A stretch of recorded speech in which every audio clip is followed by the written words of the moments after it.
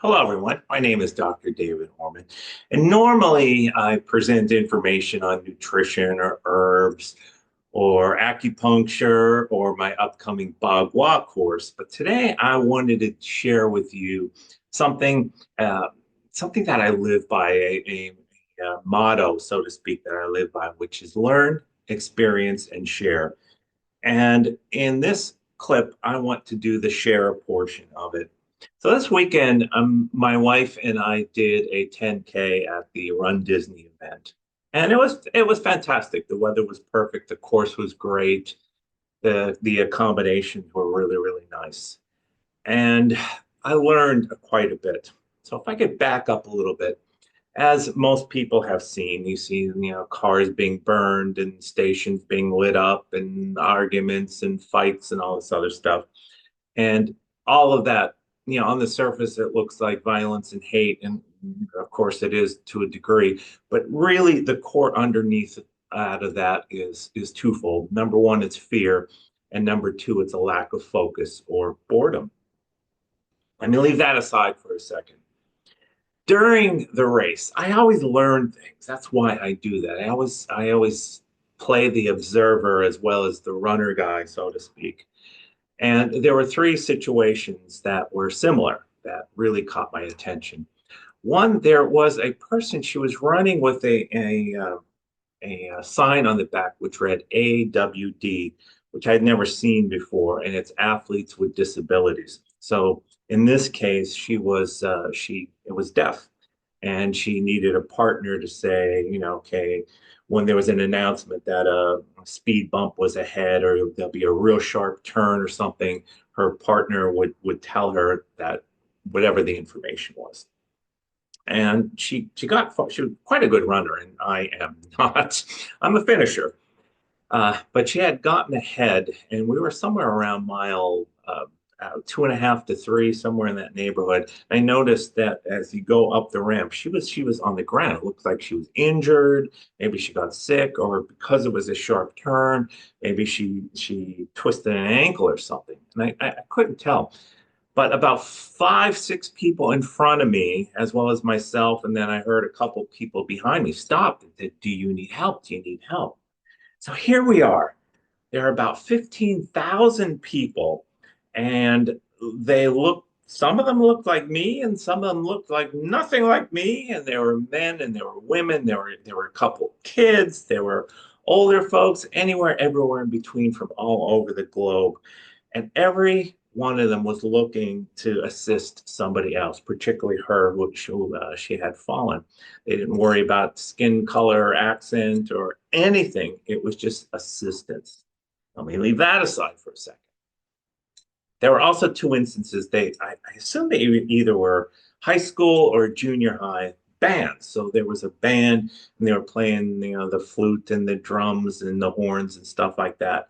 And these kids had the biggest smile on the face. And when they would take a break, they would encourage runners, keep going, et cetera, et cetera. And again, they were from all different backgrounds, and they didn't look alike and they didn't sound alike, but they were playing as a unit, and they were smiling and they were happy and they were encouraging everyone else. And everybody who went by there had this big smile on their face because it felt good to hear music. Music's always a beautiful thing. And also toward the end, this would have been about mile maybe like 5.5, somewhere in that neighborhood. There was a choir, and they were all dressed in I don't know what you call gowns, maybe. I assume again they were from the choir. Uh, the gowns were this deep bluish color, and variety of kids, and they were all smiling and singing and beautiful harmony, swaying to the music. And everyone who went by, you could tell they had an extra kick in their step because that's the gift that they gave. And the one thing that all of these three people, the two bands, the athletes with the disability, I should say four, and the rest of us had in common is that there was a bigger purpose, and it was a heart-driven purpose. Each individual certainly had a purpose for being there. Some of them wanted to experience a PR, which is personal record. Some of them just wanted to finish. Someone that wanted to get the beautiful metal. Some of them just wanted to be outside, and I'm sure hundreds, if not thousands, of other reasons. And every single one of us had a similar reason, is that we wanted to experience finishing. And when you have that bigger purpose, when it's a heart-driven purpose, when it's a higher purpose, people will always help each other. You won't experience that violence, you won't experience that hatred, and more importantly, you won't experience that fear. Now, in longer races, yeah, there is fear, but it's a different kind of fear. And you have people supporting other people.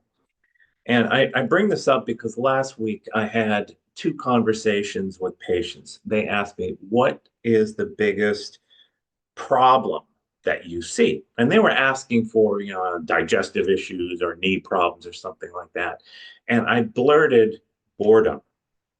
And they kind of looked at me because they did not expect that answer. And quite frankly, it just sort of came out. I didn't even think of it.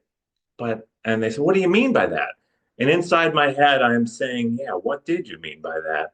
And I found myself saying, boredom is the greatest issue. It creates, the body, the mind, the spirit are meant to be challenged, to be in motion, to be excited, to be experiencing passion about something, about whatever your thing is.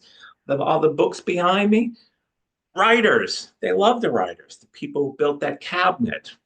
That's a passion. The people who installed all this stuff and painted that, et cetera, et cetera. And the person who made the shirt, there's a passion there. There's a creativity there. And when you're not experiencing it, what I have noticed is people get sick, people get injured, people get angry. And I don't think it is a conscious decision. In other words, I'm kind of bored. Don't really have a purpose, so I'm going to decide to get sick. I don't think it's anything like that. I think it's outside the conscious awareness, and a person rather feels something, even if the something is negative. They rather feel that than feel nothing. And there is a psychological principle that is based on that. And I have noticed when people come together for a specific purpose, even if their reasons are different, but there'll be at least one purpose in common. So much greatness and so much health and so much beauty and so much opportunity arise from that. So my encouragement to you is find your passion, find something, participate in something that stimulates that passion. Join a group, be with other people, because 1 + 1 + 1 ends up equaling 7. And when you have a big group and you don't feel like doing it that day, or you don't think you can do whatever it is, the group energy propels you along to new heights that you never experienced. And when you cross that finish line, or when you complete that manuscript, or whatever your thing is, you have such a wonderful heart-driven feeling about that it leads to greater and greater things. Not to mention that you have contributed to the betterment of the world, even if your world is just your world. People will read your manuscript. People will be inspired by your story. People will see you crossing the finish line and wonder, can I do that? That's how I got started. I thought, no, I can't run a marathon. Are you kidding? I don't know if I could run 5 miles. Next thing you know, oh, wait a second, they did it, they did it, they did it, they did it.